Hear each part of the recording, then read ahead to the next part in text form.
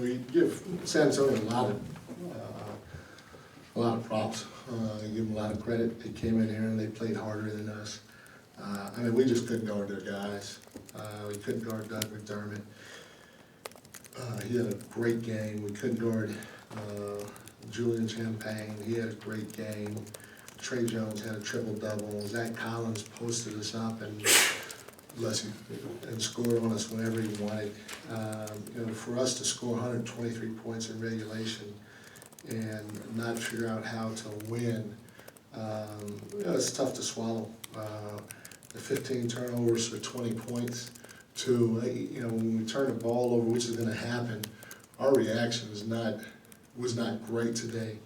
And, I challenged our guys. I don't know what their mindset was individually coming into the game. I imagine some of them thought that we were just going to be able to show up and beat these guys. The win was just going to happen.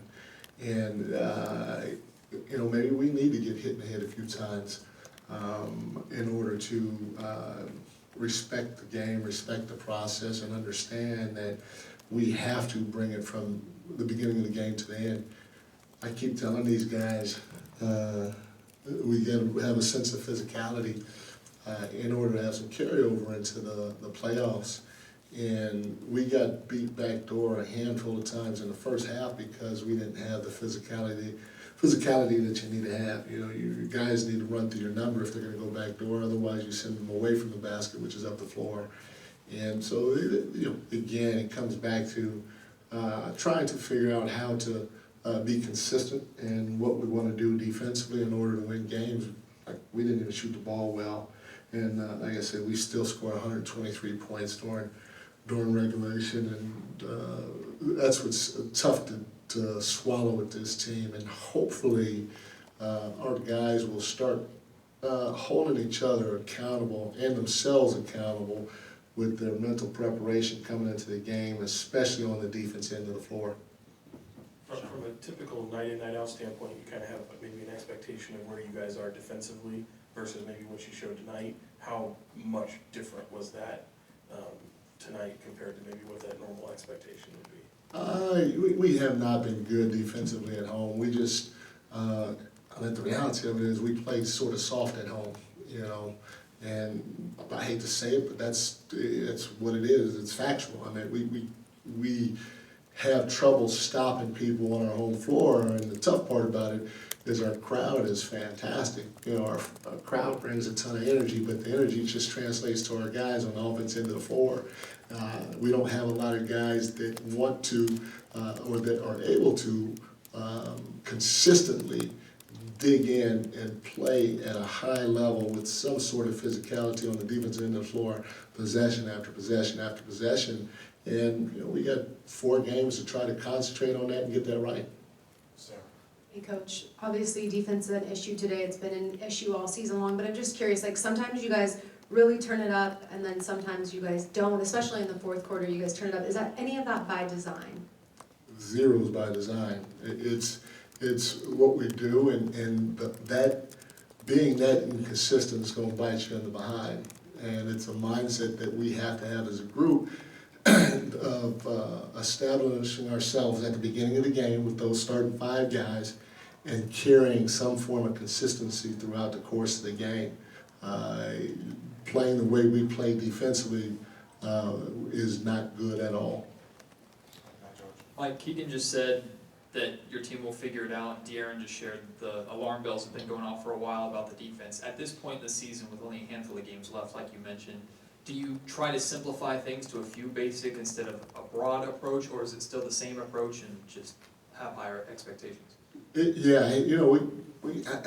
we get beat schematically, and because our schemes aren't that, I've basically been running the same schemes for years, and we've had a lot of different personnel to where we're 29th at home, and so sooner or later, that's going to have to come from within. So if we get beat schematically from time to time, I'm okay with that, because you can work or you can coach this or that mistake, but we're you want to be better is where somebody just lines you up and scores a time and time again, or drives by you time and time again, or just goes and get an offensive rebound because you don't box out. Like, it's the mental, physical things that I worry about more than the schematic things. It's just, like I said, you can fix those.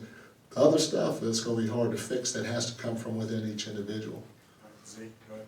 Hi, Coach. Some sources say many teams are targeting the Kings in the playoff because of the playoff experiments. Do you think this is good news or bad news? If I'm another team, I'm targeting us too. I would target us too. And we're the only ones that can change that narrative.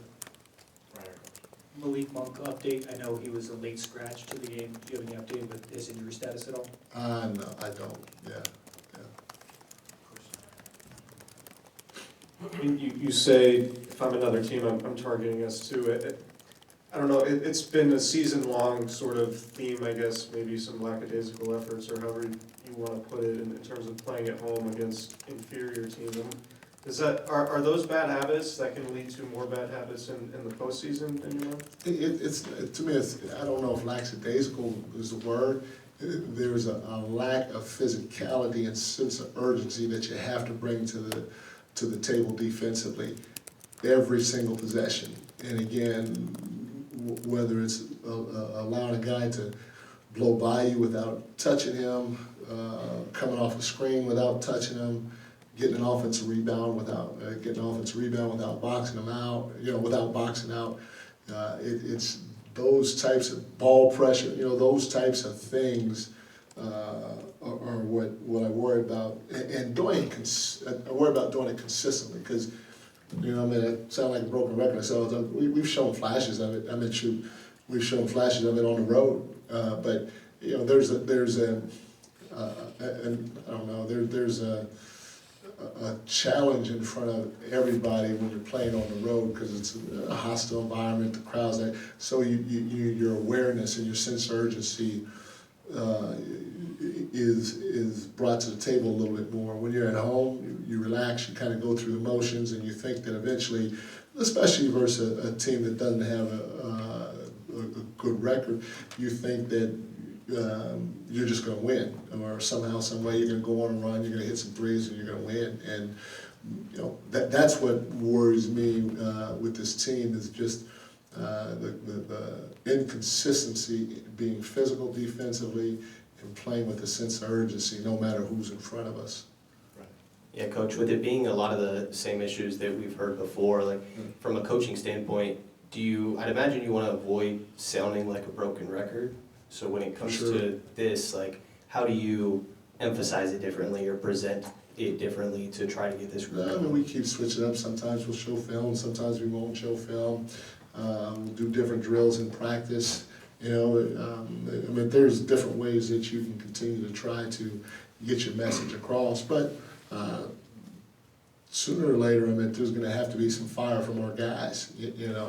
I know from experience, it doesn't matter what team I'm with. If it's a great team, if we're playing or performing at the level that we did out there, somebody's getting on somebody. There's some sparks and some fire in the huddle, and our guys are still not to that point. Everybody's quiet. Everybody's like, "Come on, we got to do better." But we need some guys to step up and continue to try to light a fire in each other's behind throughout the course of the game.